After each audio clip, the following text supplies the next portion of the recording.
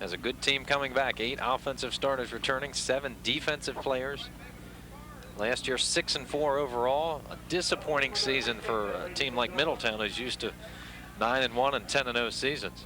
Coach Ambrose has them off to a great start this year at 4-0, 3-0 in the Valley. And Middletown will re-kick after the penalty yardage is walked off. Well, you talk about teams that had disappointing seasons last year. Certainly Mark Mitchell's Railroaders have one. The year before, they made it to the state final. Last year, they had a lot of high hopes and aspirations, but they were dashed quickly. And kind of a tough, long season for Brunswick, but they have regrouped coming in here this evening at 500, 2-2. And they've matched their winning total from last year already. 1-2 in the Valley, so things on an uptick at Brunswick. A lot of speed in that secondary for Brunswick. From the 15. That's one of them. A lane and a lot of running room for Jabe Winnings as he carries it across the 45. So good starting position again. There's a penalty marker down. And that may be a face mask or something, and if so, it may tack a few more yards onto that. We'll watch and referees will sort it out. Let's watch it again. This is Winnings. Face mask against. Pretty quick, hits the whole north-south runner, and you can add some more yards to this because of the face mask violation. So another 5 yards. They are across midfield. So that moves it to the 48 of Middletown. So they've started at their own 42, and now the Middletown 48. They fumbled on the first play from scrimmage the last drive. So Brunswick, as Jay mentioned, cannot afford to make mistakes and give the ball to Middletown. Danny Bogger, the quarterback, a lot of speed in this backfield. Bogger hands off. And a 5-yard gain straight ahead for number 33, Mike Aaron. And you talk about speed, Jay. These guys have 3 players who run a 4.540 or under. Yeah, Wayne Toms and Brandon Dykes and Bogger were all clocked at sub 4.540. So that's lightning. That's very quick. Mike Aaron, the kid that just carried the ball, is the leading rusher coming into this game for the Railroaders. Just under 300 yards. That run will put him over 300, 6 yards per carry. Now that's Dykes. Dykes for about 3 yards, so it'll set up 3rd down and short. Dykes, sorry, Jeff, Dykes the second leading rusher, and he's got 213 yards coming into tonight's game. Almost 7 yards a carry and 5 scores.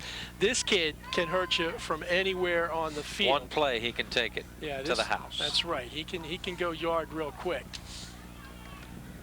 So Brunswick with a 3rd down and about 2.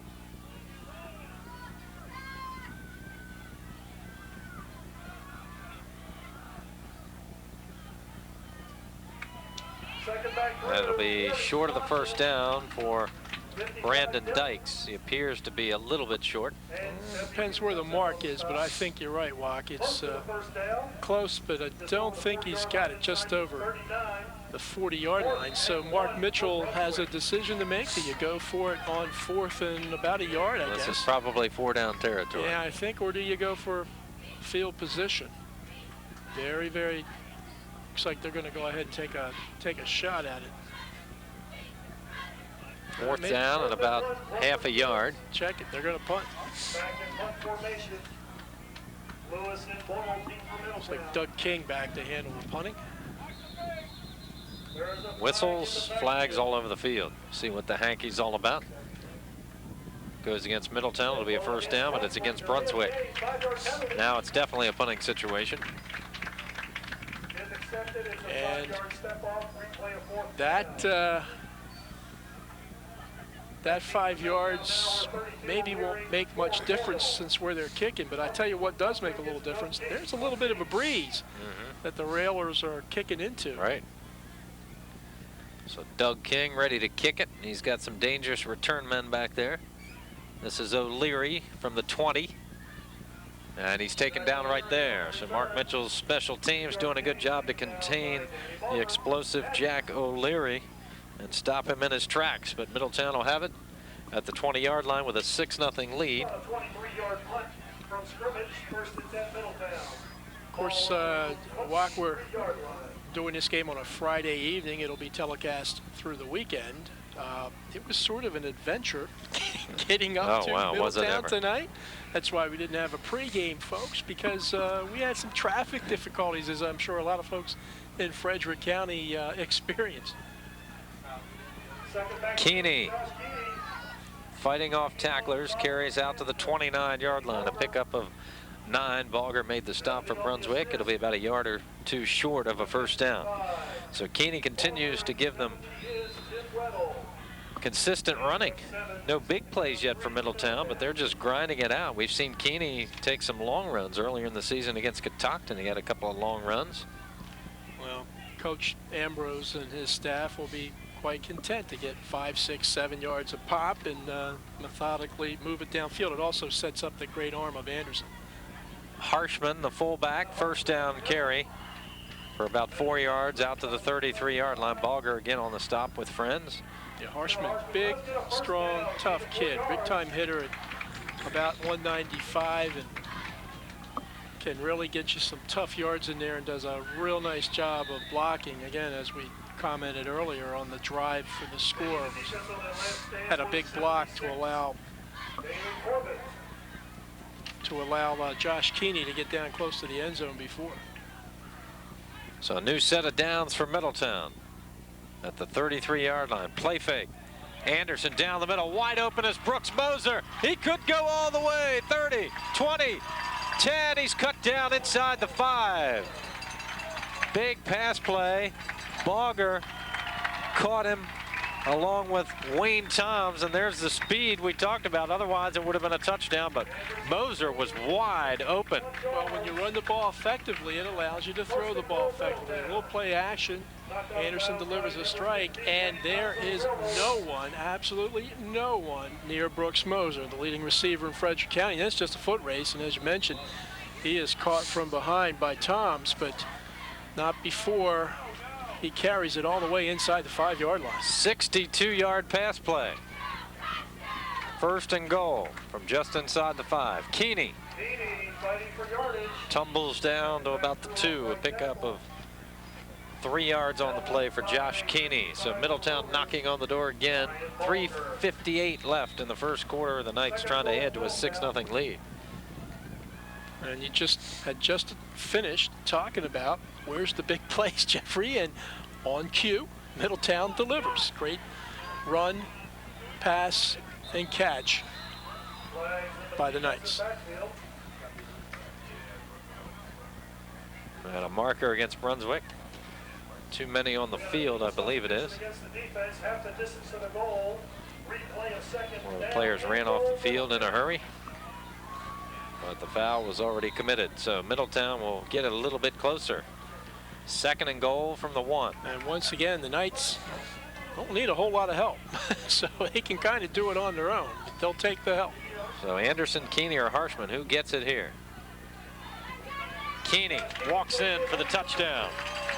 His 8th TD of the year. Josh Keeney gives Middletown a 12-0 lead. Josh Keeney touches pay dirt quite easily. A little pitch from Chris Anderson. Again, just taking advantage of a gaping hole off the left side and in for 6. Let's see if Middletown, now they're going to go for the kick. O'Leary on to kick. He has 18 points, 15 extra points, and a field goal this year. And O'Leary tacks on the point to make it 13-0.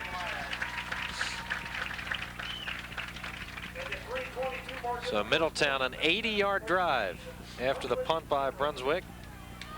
Didn't take them very long. With 3:22 left in the first, it's 13-0 Knights. And they've been unstoppable so far offensively. They were grinding out the yardage on the ground with Harshman and Keeney, and then Anderson with the play fake. You know, when you can run the ball well, that can set up the play pass. They worked it to perfection. Brooks Moser wide open. 62 yards later, they have a first and goal inside the 5, and then Keeney finishes it off with 2 runs. It's 13-0. Yeah, they're going to finish you most times, Jeff, when they get down in the red zone, and they can because they got great blocking at the point of attack, and then you've got some really outstanding ball carriers like number 44, Josh Keeney, who prances into the end zone for the second Middletown touchdown of the game. But the nice balance, the nice mix, and as you accurately report, when you run the ball effectively, it allows you to do other things. And Middletown takes advantage of that very, very well. Great balance in this night attack, and a really nice throw by Chris Anderson to Brooks Moser of 62 yards to set up that score. So again, some big play capability on this Brunswick side as well, and could come on a kickoff.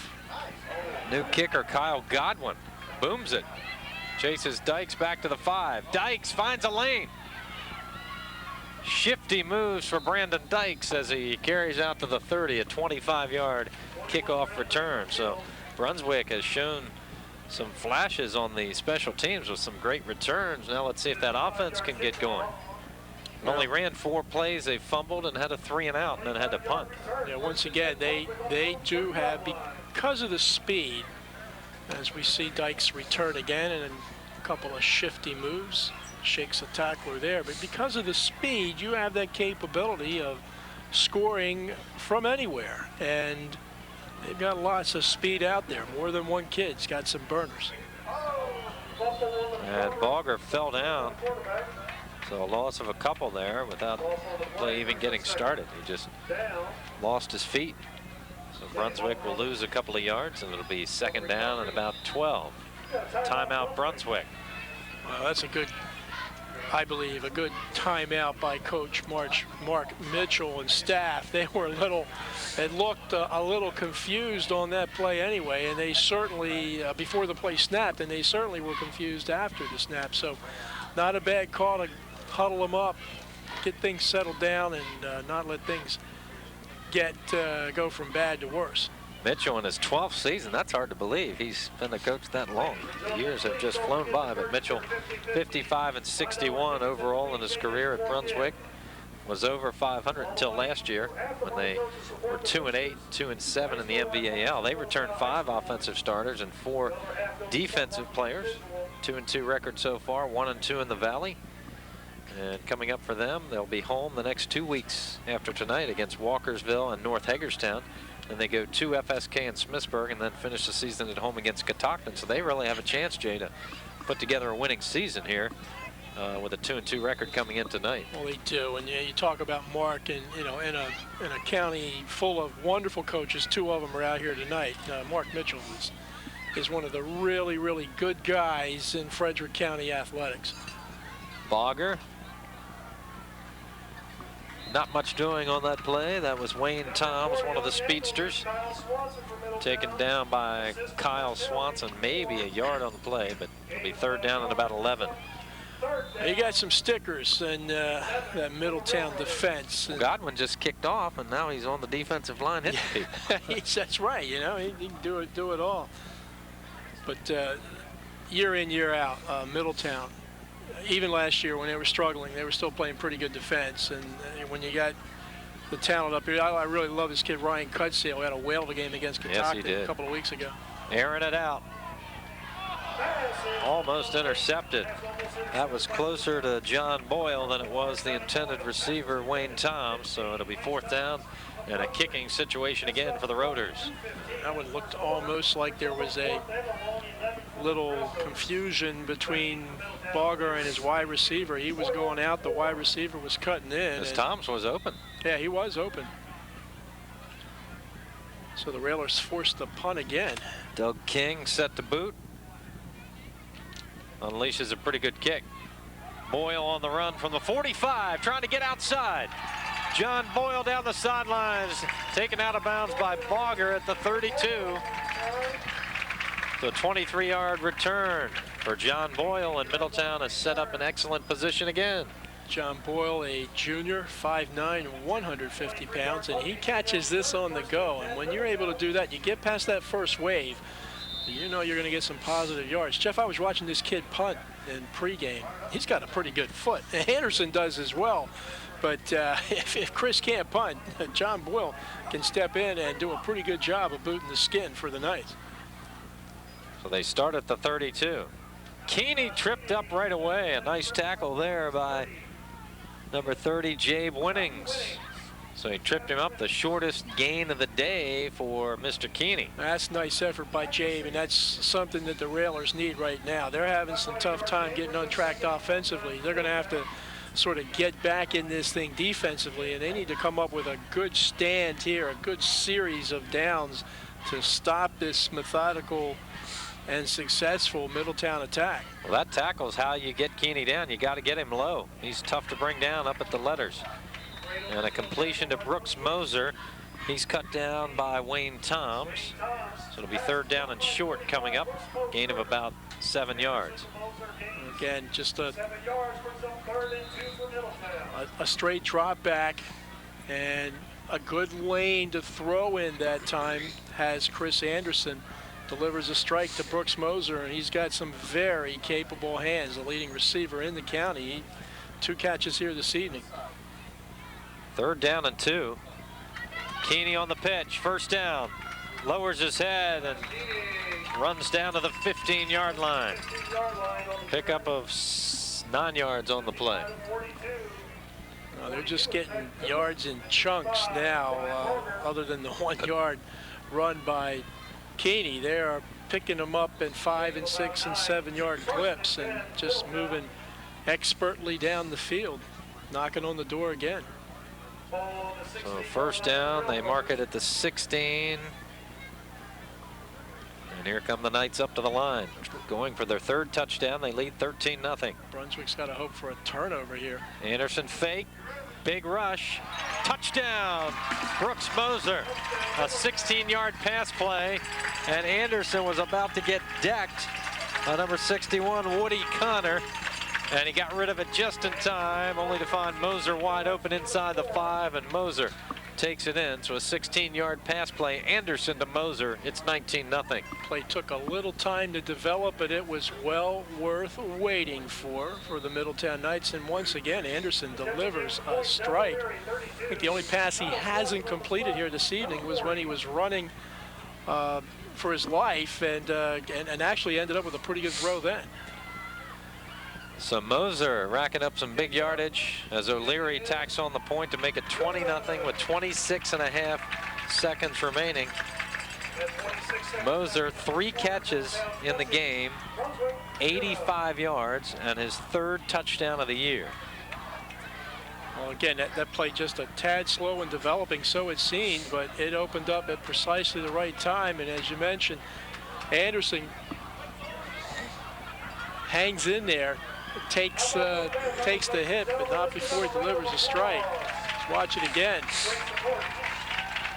That's just very, very, very good concentration on the part of Chris Anderson, and of course on the part of Brooks Moser as well, who looks the ball in nicely for the catch and the score. That's a pretty good effort by the band down there too. Oh yes. They're in good shape as well. They must be. So 26.5 seconds remaining in the 1st quarter. It's 20-0 Middletown. Anderson with a touchdown run, Keeney a touchdown run, both of those 1 yard out, and then Anderson passes to Moser for 16 yards.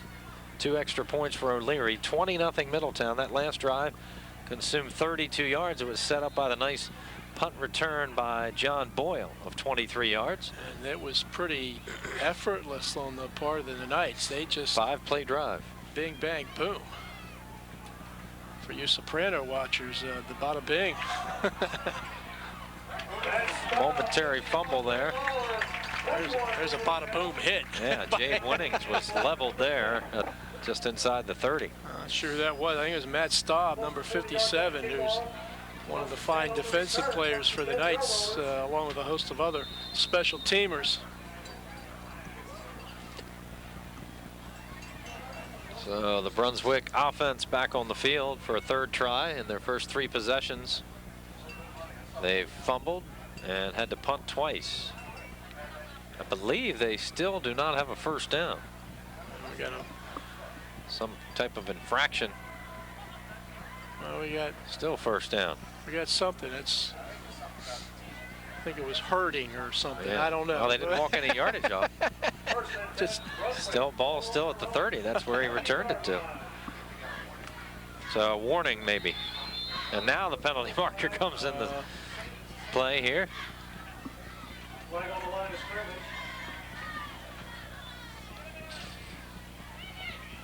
Dead ball foul. Unsportsmanlike conduct against the Brunswick bench. So Yikes. they got warned, and then they did it again. So 15 yards will be walked off. Got a warning, and shortly thereafter, the flag flew up in the air. And that's not something that is going to make Coach Mark Mitchell too happy. Yeah, there's an official standing right over there on the sideline, and apparently he must have heard something. Tom Neiswaner is the lead official here tonight, the referee, and Tom makes that call. Ball at the 15 puts Brunswick in a deep hole. Brandon Dykes carries for about 6 yards out to the 21 before a couple of Knights stop him, including Brooks Moser.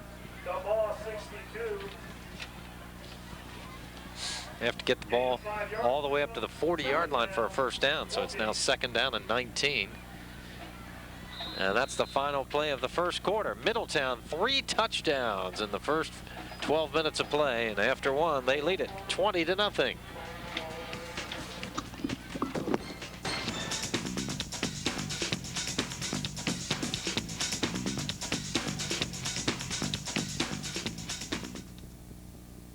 Picture this. I'm a city guy, doing the whole city thing. But then my job lands me out here. Can you picture it?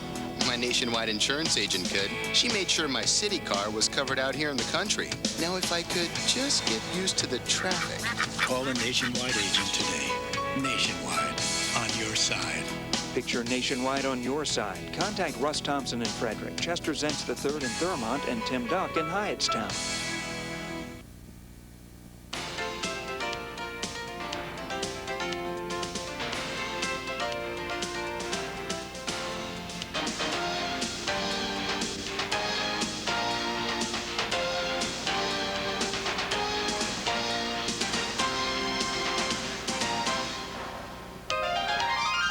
Every time I'm in Frederick, I watch Sidelines with Jay Combs.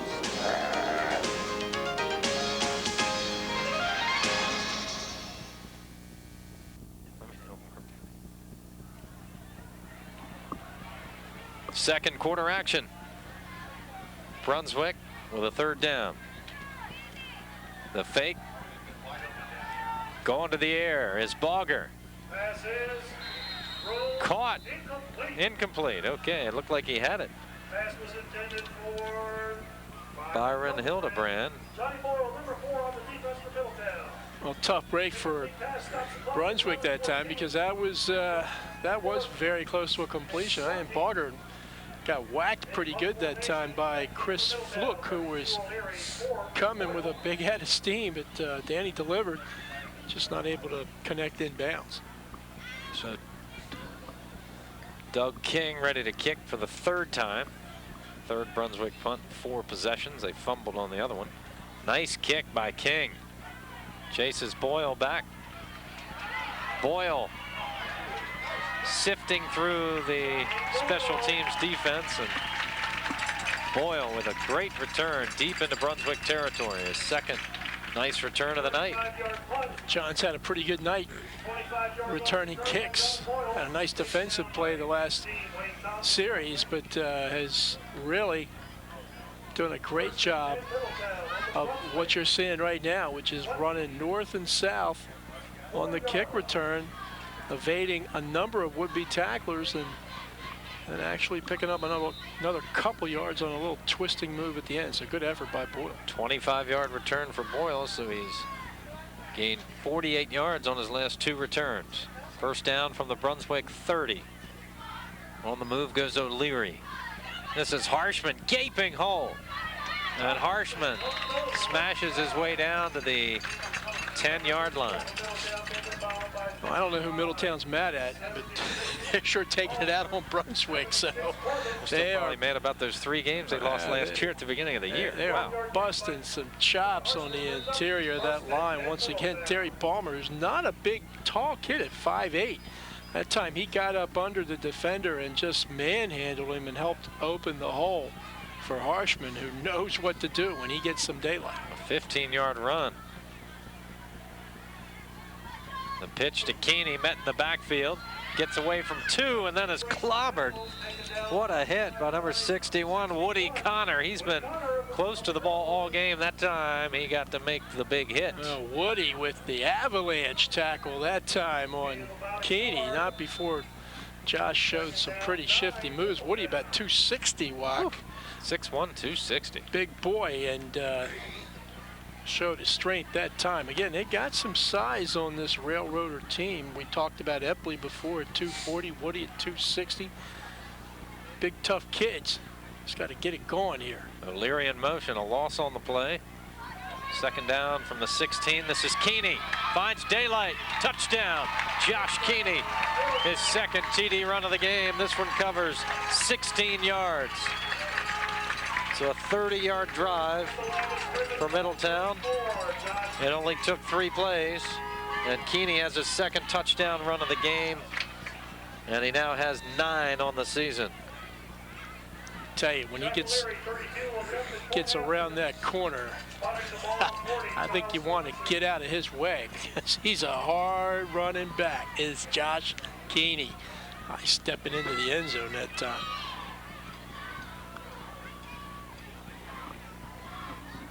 So Leary on to add the extra point.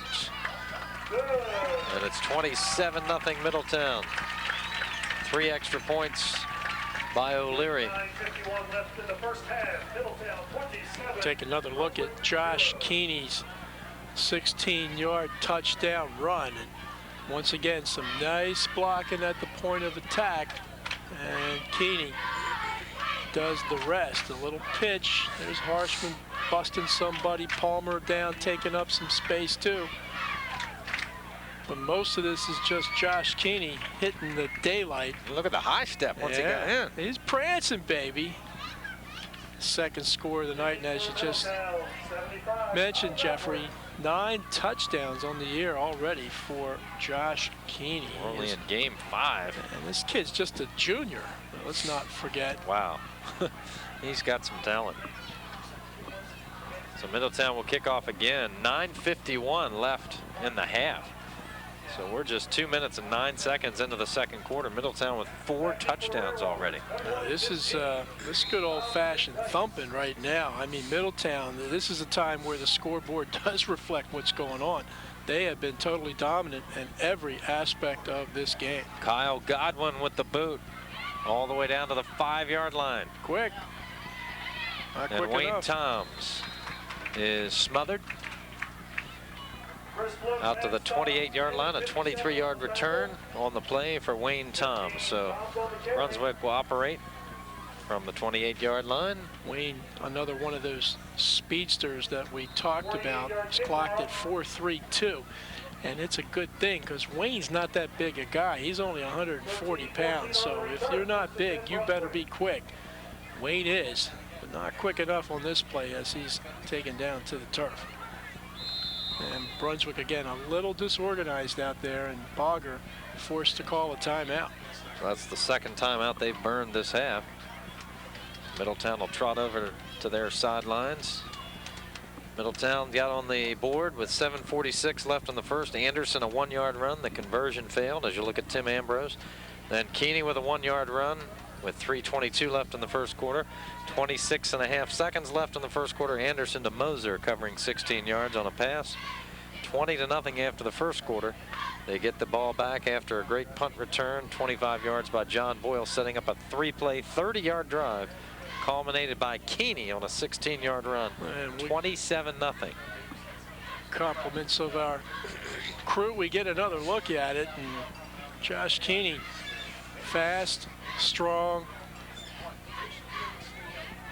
into the end zone, and that guy there, Tim Ambrose, has got to feel pretty good about what he's seeing out here tonight by his Middletown Knights, going for their 5th victory of the year. And every aspect of their game has been excellent tonight. The special teams, Boyle with the couple great punt returns to set up short scoring drives. The running game's been great. The passing game, they haven't used it much, but it's been lethal when they have used it.